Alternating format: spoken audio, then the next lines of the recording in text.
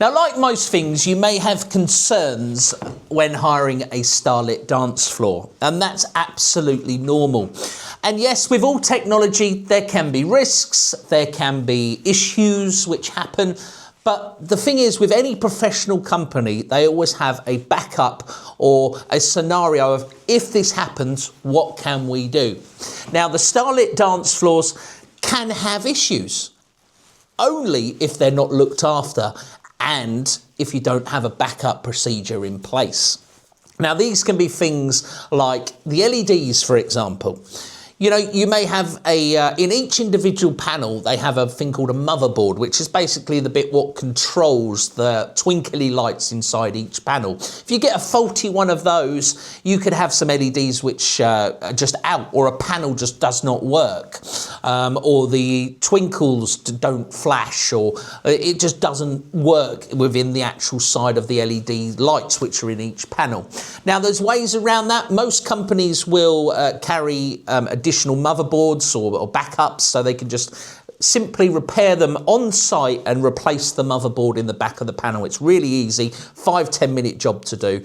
And if you've allowed enough time with your setup and you've allowed for issues, if they occur, then they can just be swapped out and the panel works absolutely fine. So that is probably one of the most common things which can happen with a starlit dance floor.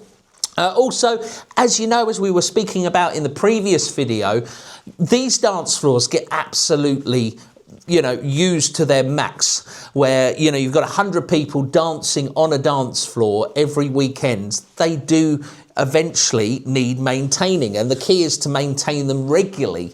But occasionally you might get the acrylic lift out of a panel, and then you end up with a huge gap in between the actual floor and the white acrylic. So again, that is a panel which just cannot be used on any wedding, because one, it's a hazard, it's a danger, trip hazard, and most professional companies will have backup spare panels. If anything fails, if that panel's not working or it's damaged, then they've got spare panels to be able to lay and make it all safe for working purpose.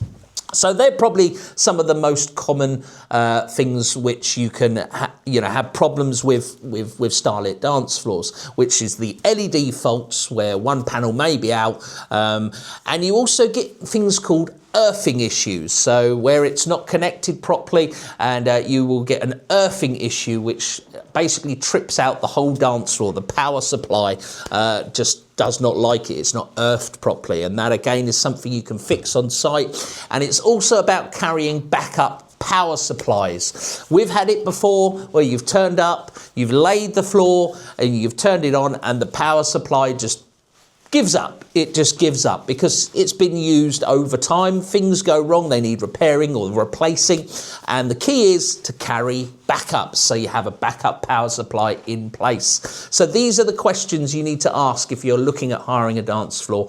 Is it maintained every year? Do you carry backup power supplies and backup panels? They are the questions you want to ask, because there'd be nothing worse than a company or anyone turning up with a starlit dance floor, laying it, and you think, oh, this is going to look lovely, and then nothing works. You've just got a dance floor which doesn't light up, and you've paid all of that money.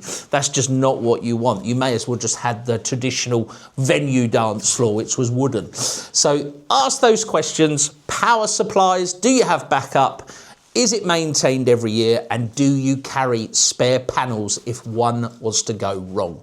They're the questions you need to ask.